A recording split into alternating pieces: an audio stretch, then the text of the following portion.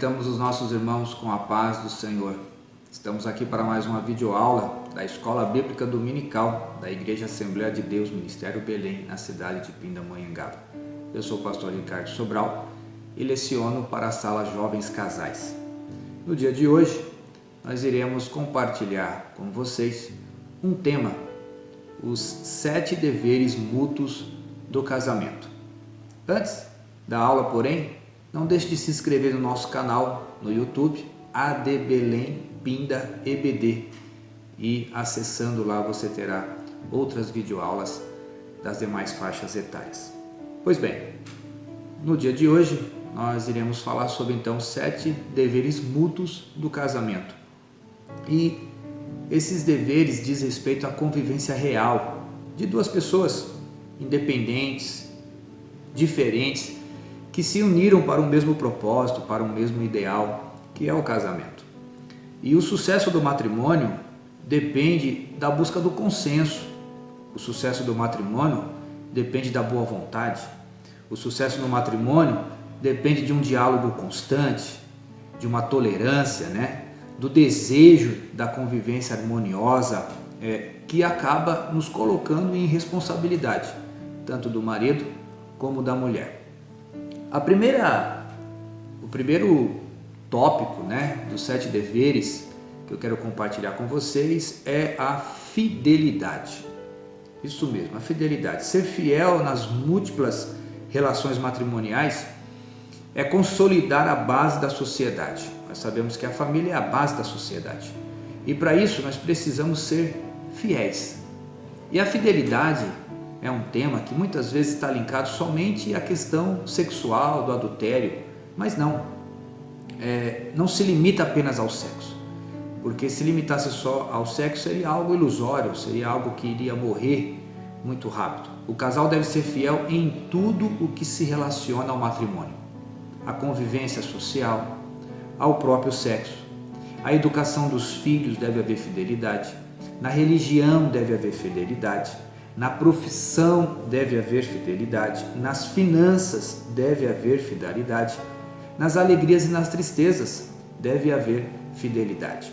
Então a fidelidade é uma das virtudes que precisa haver dentro do casamento. A palavra de Deus nos diz em Provérbios 28 e 20 assim: o homem fiel será coberto de bênçãos. Você quer ter bênção no seu casamento? Exerça a fidelidade. A segunda virtude que quero compartilhar é a afeição. Afeição. O lar deve ser uma central terapêutica do amor. A sua casa, o seu casamento deve ser uma central terapêutica do amor. Porque o amor pode crescer, mas o amor também pode definhar. Depende dos dois. Então nós precisamos prestar atenção. Prestar atenção porque o amor, ele é como um jardim. Se você não cultiva, se você não rega, se você não cuida, o que vai acontecer com esse jardim? Ele vai morrer. O amor também, ele pode ser comparado a uma fogueira acesa. Provérbios 26:20 diz assim: sem lenha o fogo se apaga. Então, é preciso que esse amor seja nutrido, que esse amor seja alimentado, que esse amor seja cultivado, tá certo? Por isso, a palavra de Deus nos diz em Romanos 12:10: amai-vos cordialmente uns aos outros com amor fraternal, preferindo-vos em honra uns aos outros. A terceira virtude é a cooperação. E o que é que significa cooperar, pastor Sobral? Significa operar juntos. Cooperar significa operar juntos. Ou seja, é o terceiro pilar significativo dentro de um bom relacionamento na relação do casal.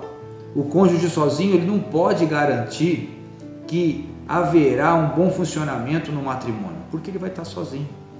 E nenhum outro relacionamento deve separar o casal, mas sim unir o casal.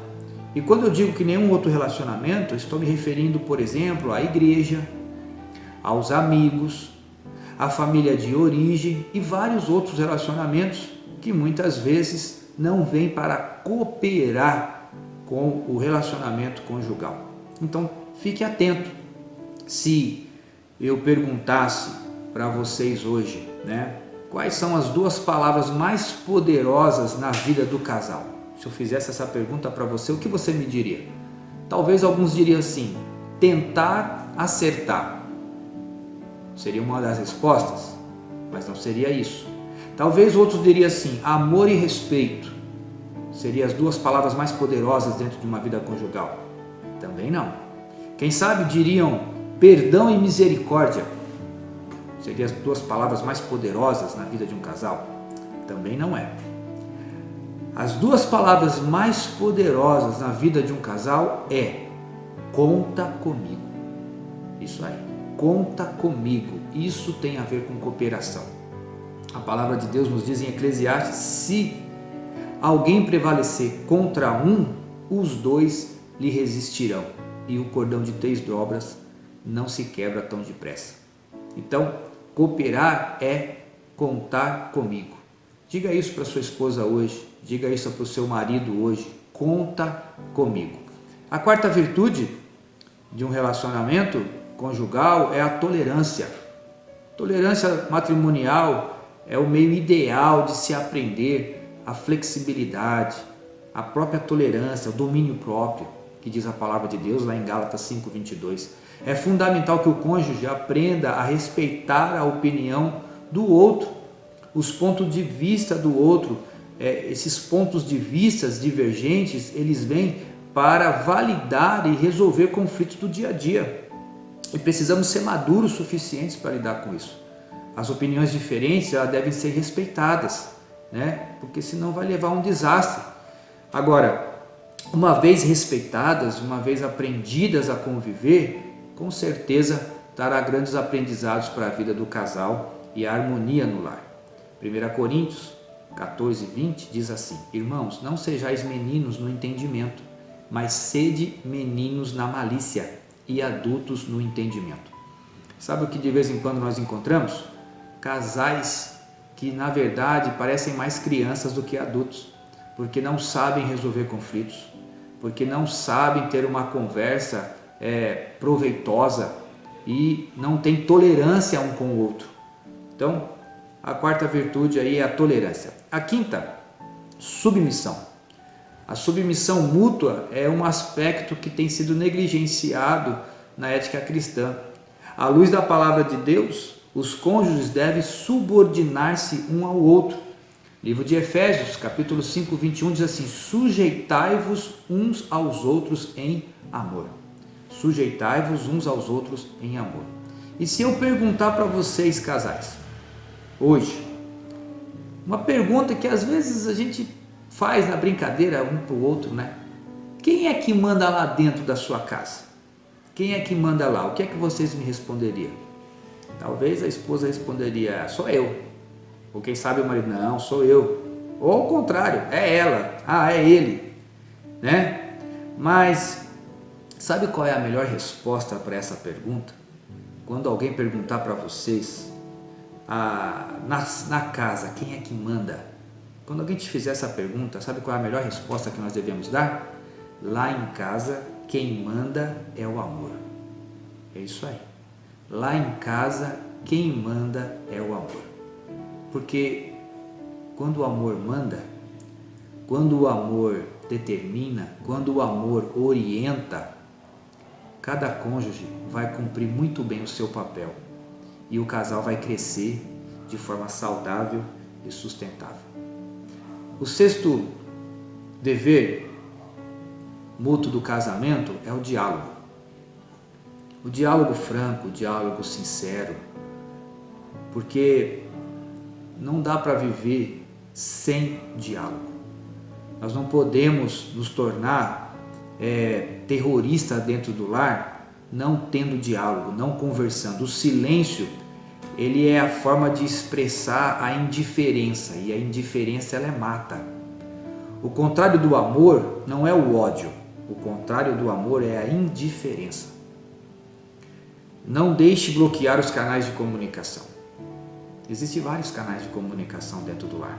Não deixe isso ser bloqueado, porque a vida do casamento passa por eles, pelo canal de comunicação, pelo diálogo. Sem diálogo não há casamento saudável.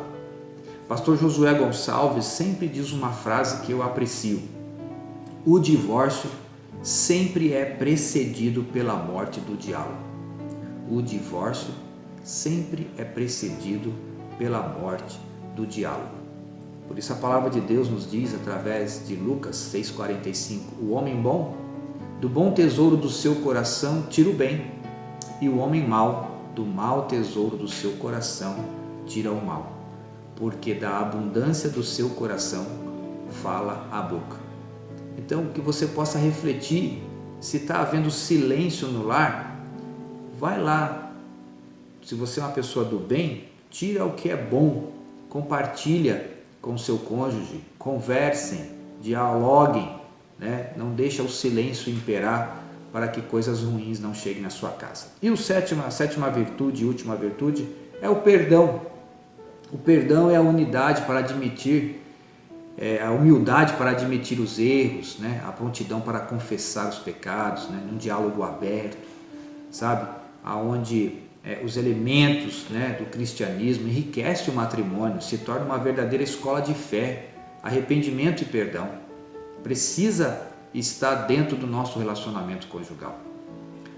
Hoje nós podemos entender por que Jesus deu aquela resposta para Pedro, quando Pedro perguntou para ele assim: Senhor, até quantas vezes eu devo perdoar o meu irmão? E Jesus lhe disse, ele perguntou assim, 7 vezes? E Jesus disse, eu não digo 7 vezes, mas 70 vezes 7, ou seja, 490 vezes no dia você deve perdoar o seu irmão. Ele está dizendo assim, olha, sem perdão é impossível conviver com a outra pessoa. Precisa haver perdão. O casamento é para quem aprendeu a arte de perdoar, porque o perdão sustenta o diálogo, e o diálogo sustenta a unidade, e a unidade do casal sustenta a força.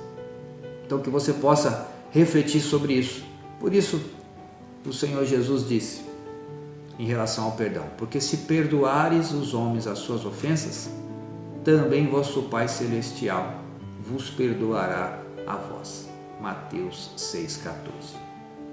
Fica aí então para a reflexão de todos as 7 virtudes do casamento, mútuo do casamento: a fidelidade, a afeição, a cooperação, a tolerância, a submissão, o diálogo e o perdão. Que Deus abençoe você, que Deus abençoe sua família, que Deus abençoe a sua casa e que você permaneça firme na presença do Senhor. Até a próxima aula. Um abraço, fiquem com Deus.